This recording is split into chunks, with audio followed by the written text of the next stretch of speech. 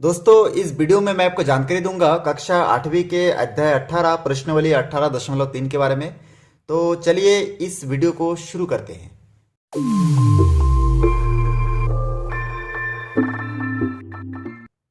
अब यहाँ पे देखिए, जो पहला प्रश्न है इसमें लिखा हुआ है नीचे दिए गए मानों को लेकर P बटे क्यू गुना R बटे एस इक्वल टू R बटे एस गुना P बटे क्यू की सत्यता की जांच कीजिए।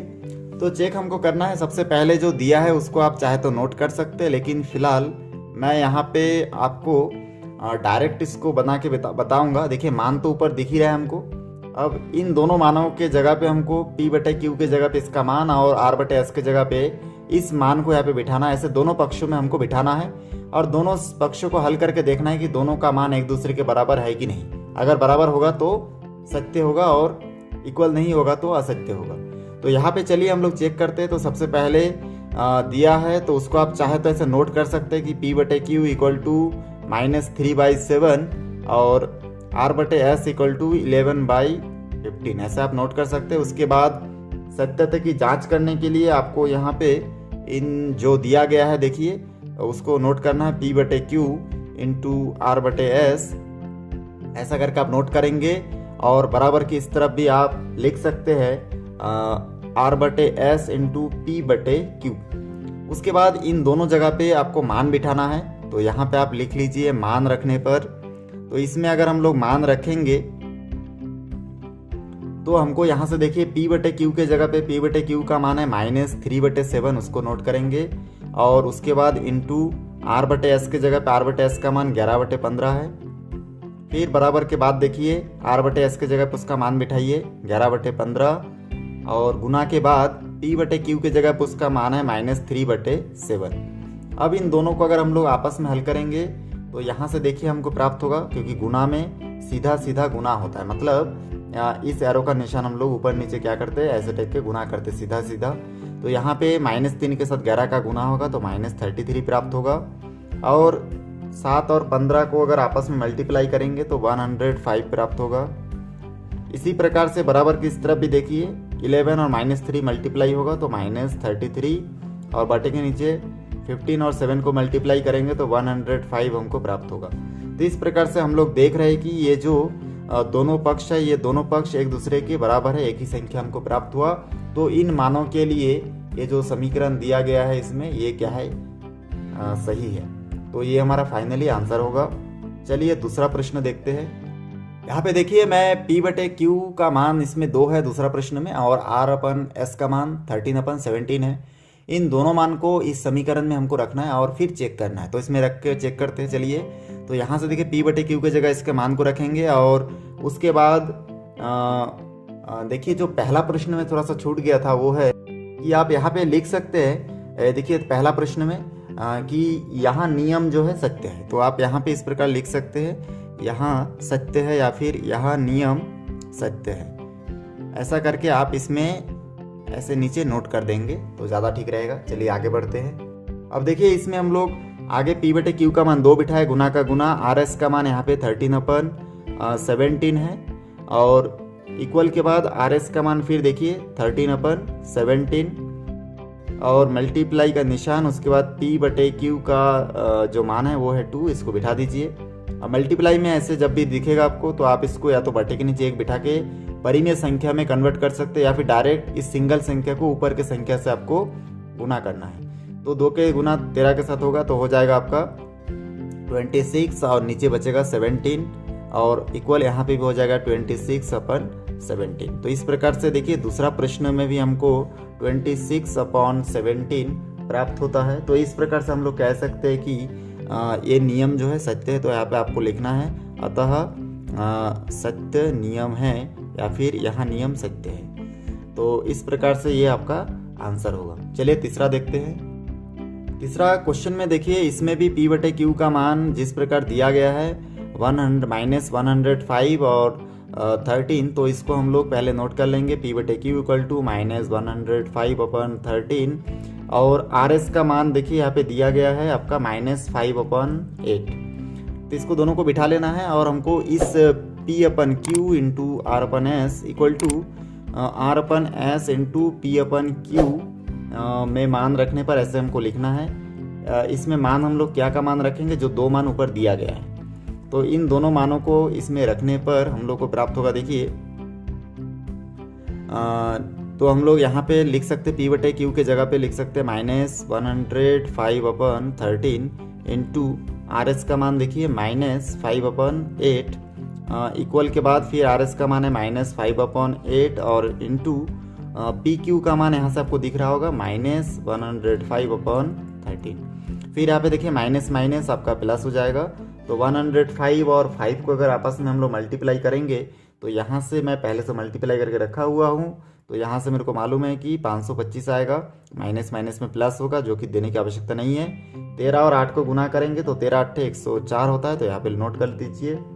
उसके बाद देखिए आगे हम लोग इसमें देखेंगे तो यहाँ से भी हमको वही चीज़ मिलेगा, 5 और माइनस प्लस होगा और 5 और 105 को मल्टीप्लाई करेंगे तो 525 और नीचे 8 और 13 का गुना करेंगे तो हमको 104 प्राप्त होगा। इस प्रकार से हम लोग कह सकते हैं कि यहाँ नियम जो है सत्य है। तो इस प्रकार यहाँ पे आप नोट कर देंगे, अतः यहाँ नियम सत्य है और ये आपका आंसर होगा। देखिए इस प्रकार से आप बहुत आसानी से इस क्वेश्चन को सत्यता की जांच कर सकते हैं। चलिए चौथा नंबर प्रश्न देखते हैं। तो यहाँ से देखिए चौथा प्रश्न में भी दिया है P/Q इक्वल टू -16/3 और RS का मान यहाँ पे दिया है 0। इसको भी आपको लिखना है P/Q into RS equal to R/S into P/Q में मान रखने पर, ऐसे आपको नोट करना है। और उसके बाद इसमें आपको मान देख देख के सही मान को पुट करना है। P/Q के जगह पे -16/3 लिखेंगे और RS के जगह पे देखिए यहाँ पे 0 लिखना है, इक्वल टू RS के जगह पे 0 और P/Q के जगह पे आपको लिखना है -16/3। अब दोनों को अगर आपस में हम लोग मल्टीप्लाई करेंगे तो हम लोग जानते हैं कि 0 के साथ कोई भी चीज़ मल्टीप्लाई होने से उसका जो वैल्यू है, जो मान है, वो 0 आता है। तो इस प्रकार से हमको दोनों पक्ष में 0 0 प्राप्त होगा। इस प्रकार से हम लोग लिखेंगे कि यह नियम सत्य है या फिर यह कथन सत्य है। तो नियम है इसलिए यहाँ नियम सत्य है, ऐसे आपको नोट कर देना है। इस प्रकार देखिए ये पहला प्रश्न का सभी प्रश्न जो है बहुत आसानी से सत्यापित हो जाता है। उसके बाद चलिए प्रश्न नंबर दूसरा देखते हैं। दूसरा प्रश्न का पहला नंबर में देखिए नोट किया हुआ है, दिए गए मानों को लेकर x into Y plus Z, और इसमें दूसरा फार्मूला दिया है। इसमें भी हमको पहला प्रश्न में जो मान दिया गया उस मान को इस में रखना है और पुट करना है। तो चलिए सत्यता की जांच करते हैं, ऐसे लिख सकते हैं। उसके बाद x के जगह पे x का मान हम लोग बिठा देंगे यहाँ पे। चलिए यहाँ पे मैं इस प्रकार से इम्प्लाइज का निशान दे देता हूँ। x के जगह x का मान बिठाऊंगा तो यहाँ से मेरे को प्राप्त हो जाएगा -1/2 इंटू वाई के जगह y का मान पुट कीजिए 5/7 और z के जगह z का मान लिखेंगे -7/4। तो इस प्रकार से इसमें चलिए फर्स्ट ब्रैकेट है तो इसमें आप थर्ड ब्रैकेट का उपयोग कीजिए। उसके बाद इक्वल और x के जगह पे x का मान बिठाएंगे तो यहाँ से आपको मिल जाएगा -1/2 इंटू वाई के जगह y का मान 5/7। ऐसे देख देख के आपको सभी मान को बिठाना है, x के जगह x का मान और y के जगह y का मान। जो मान माइनस में है उसको ब्रैकेट के निशान में लिख लीजिए तो ज़्यादा ठीक रहेगा। z का मान देखिए -7/4। तो ऐसा करके ये दो सब मान को मैं बिठा दिया हूँ, x के जगह x का मान, y के जगह y का मान और z के जगह z का मान मैं इस प्रकार से फिलअप कर दिया हूँ। आगे इसको सॉल्व करूँगा तो यहाँ से देखिए हमको प्राप्त हो जाएगा -1/2। सबसे पहले ब्रैकेट के अंदर हम लोग सॉल्व करके देख लेते हैं।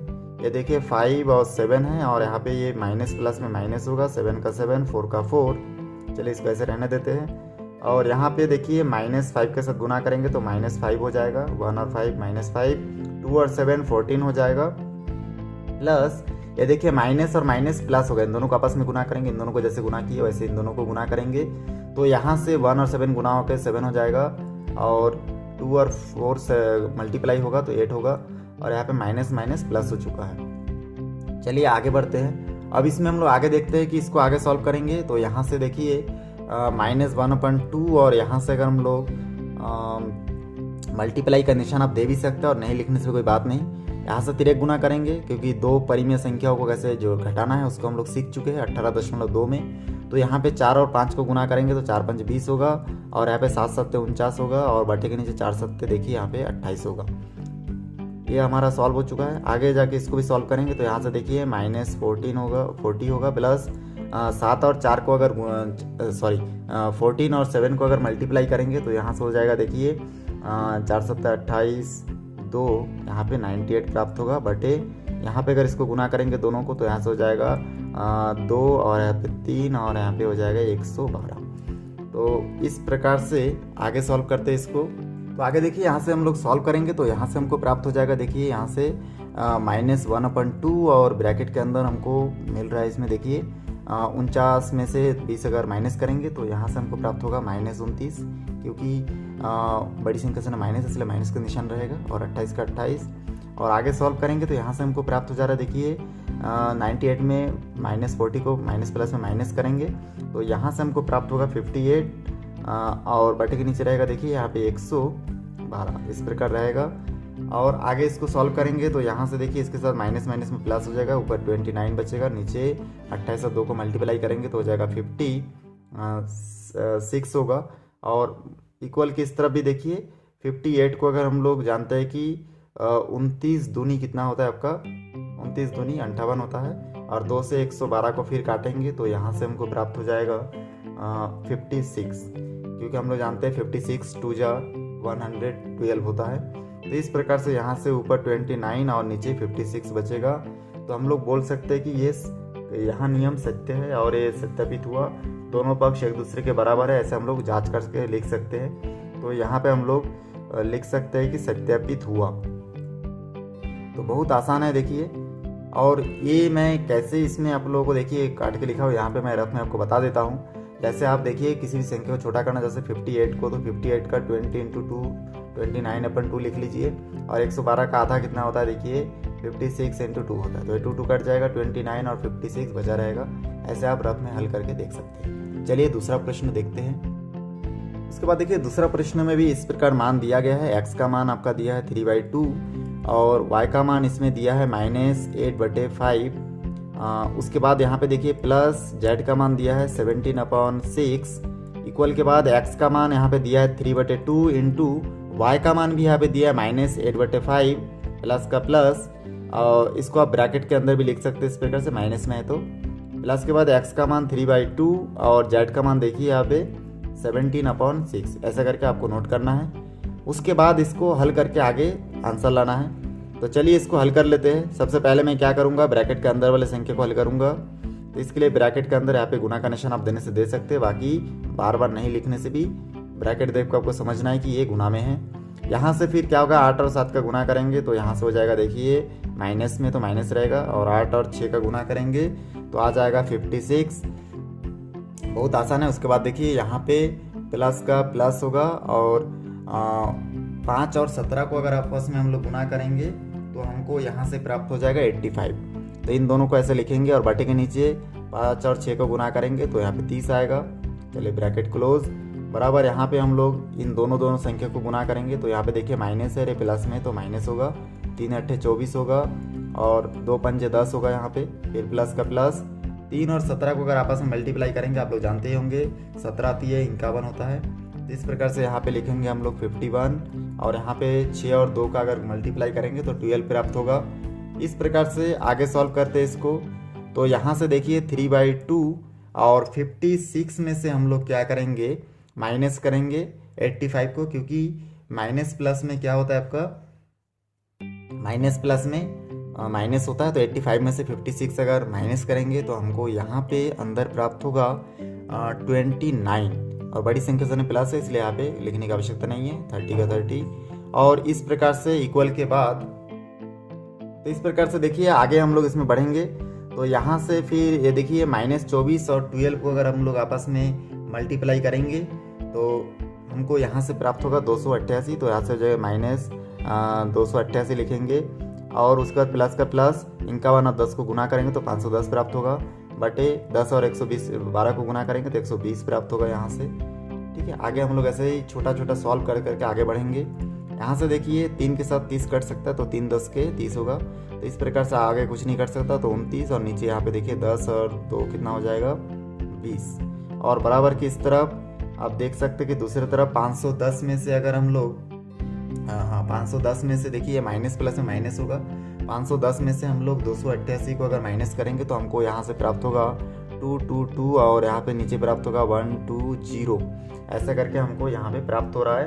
तो इस प्रकार से आगे हम लोग इसको और भी सॉल्व करेंगे तो यहाँ से हमको प्राप्त हो जाएगा। यहाँ पे देखिए ये जो 29 और 20 प्राप्त हुआ, यहाँ पे 222 और 120 इसको हम लोग छोटा करेंगे। इसमें से देखिए तो हमको यहाँ से प्राप्त हो जाएगा,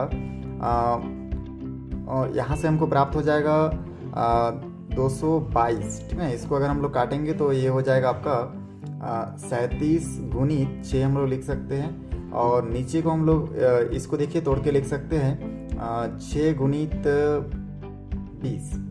तो इस प्रकार से 6 कट जाएगा। यहाँ पे 37 बटे कितना बच रहा है आपका 20। तो यहाँ पे 29 बटे 20 है और इस तरफ आपका 37 बटे 20 है, जो कि एक दूसरे के इक्वल नहीं है, ठीक ना।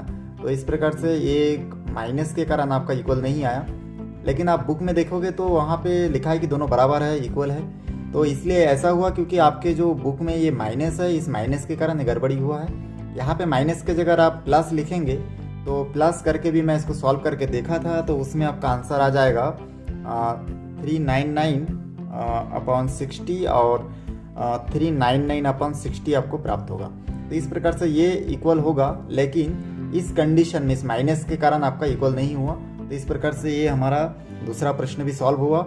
चलिए तीसरा देखते हैं। देखिए यहाँ पे तीसरा जो प्रश्न है इसमें लिखा हुआ है x = 1, y = 95, z = 0। तो यहाँ पे हम लोग क्या करेंगे, सबसे पहले यहाँ पे x का मान नोट कर लेता हूँ मैं। x का मान देखिए दिया है 1, तो 1 लोड करेंगे, इंटू y का मान 9/5 और z का मान देखिए 0 दिया हुआ है। इस प्रकार से x का मान फिर बिठाएंगे 1 और y का मान 9/5 और x का मान फिर देखिए 1 होगा और z का मान होगा 0। तो इस प्रकार से सॉल्व करेंगे तो 9 यहाँ पे हो जाएगा आपका 5, यहाँ पे हो जाएगा आपका 0। यहाँ से सॉल्व करेंगे तो देखिए 1 इंटू 9, 5 को 0 के साथ हम लोग ऐड करेंगे, तो 0 के साथ कोई भी संख्या ऐड कीजिए, वही संख्या हमको रिटर्न में मिलता है। तो ऐसे 9/5 बचेगा।